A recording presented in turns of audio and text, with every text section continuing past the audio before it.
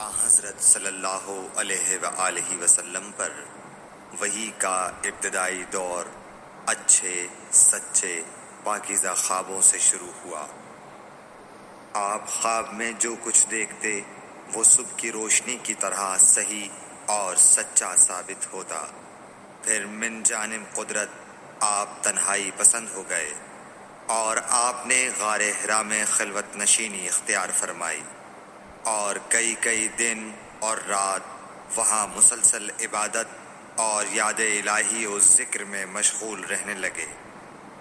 جب تک گھر آنے کو دل نہ چاہتا توشہ ہمراہ لیے ہوئے وہاں رہتے۔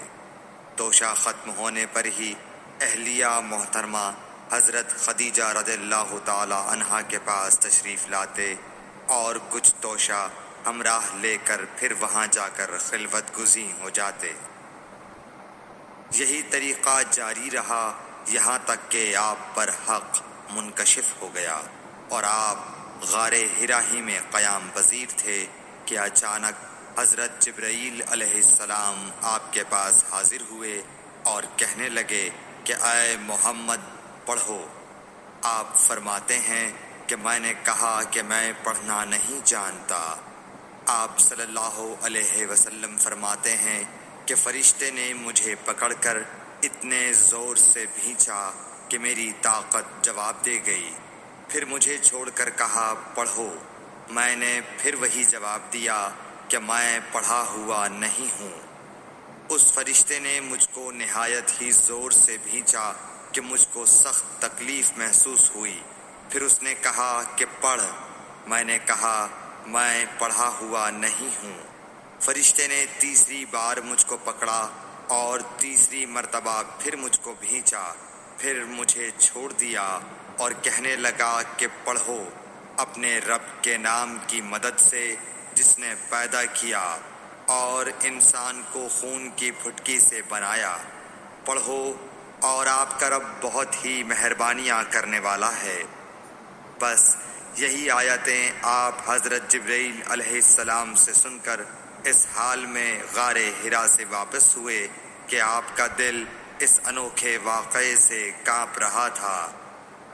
آپ حضرت خدیجہ کے ہاں تشریف لائے اور فرمایا کہ مجھے کمبل اوڑھا دو، مجھے کمبل اوڑھا دو۔ لوگوں نے آپ کو کمبل اوڑھا دیا۔ جب آپ کا ڈر جاتا رہا تو آپ نے اپنی زوجہ محترمہ حضرت خدیجہ رضی اللہ تعالی عنہا کو تفصیل کے ساتھ یہ واقعہ سنایا اور فرمانے لگے کہ مجھ کو اب اپنی جان کا خوف ہو گیا ہے۔ آپ کی اہلیہ محترمہ حضرت خدیجہ رضی اللہ تعالی عنہا نے آپ کی ڈھارس بندھائی اور کہا کہ آپ کا خیال صحیح نہیں ہے۔ اللہ کی قسم آپ کو اللہ کبھی رسوا نہیں کرے گا۔ آپ تو اخلاق فاضلہ کے مالک ہیں۔ آپ تو کنبہ پرور ہیں، بے کسوں کا بوجھ اپنے سر پر رکھتے ہیں، مفلسوں کے لیے آپ کماتے ہیں، مہمان نوازی میں آپ بے مثال ہیں اور مشکل وقت میں آپ امر حق کا ساتھ دیتے ہیں۔ ایسے اوصاف حسنہ والا انسان یوں بے وقت ذلت و خواری کی موت نہیں پا سکتا۔ پھر مزید تسلی کے لیے حضرت خدیجہ رضی اللہ تعالی عنہا آپ کو ورقہ بن نوفل کے پاس لے گئیں جو ان کے چچا زاد بھائی تھے اور زمانہ جاہلیت میں نصرانی مذہب اختیار کر چکے تھے اور عبرانی زبان کے کاتب تھے۔ چنانچہ انجیل کو بھی حسب منشائے خداوندی عبرانی زبان میں لکھا کرتے تھے۔ انجیل سریانی زبان میں نازل ہوئی تھی، پھر اس کا ترجمہ عبرانی زبان میں ہوا۔ ورقہ اسی کو لکھتے تھے۔ وہ بہت بوڑھے ہو گئے تھے، یہاں تک کہ ان کی بینائی بھی رخصت ہو چکی تھی۔ حضرت خدیجہ رضی اللہ تعالی عنہا نے ان کے سامنے آپ کے حالات بیان کیے اور کہا کہ اے چچا زاد بھائی، اپنے بھتیجے محمد صلی اللہ علیہ وسلم کی زبانی ذرا ان کی کیفیت سن لیجئے۔ وہ بولے کہ بھتیجے آپ نے جو کچھ دیکھا ہے اس کی تفصیل سناؤ۔ چنانچہ آپ صلی اللہ علیہ وآلہ وسلم نے از اول تا آخر پورا واقعہ سنایا، جسے سن کر ورقہ بے اختیار ہو کر بول اٹھے کہ یہ تو وہی ناموس معزز رازدان فرشتہ ہے جسے اللہ نے حضرت موسیٰ علیہ السلام پر وحی دے کر بھیجا تھا۔ کاش میں آپ کے اس عہد نبوت کے شروع ہونے پر جواں عمر ہوتا، کاش میں اس وقت تک زندہ رہتا جب کہ آپ کی قوم آپ کو اس شہر سے نکال دے گی۔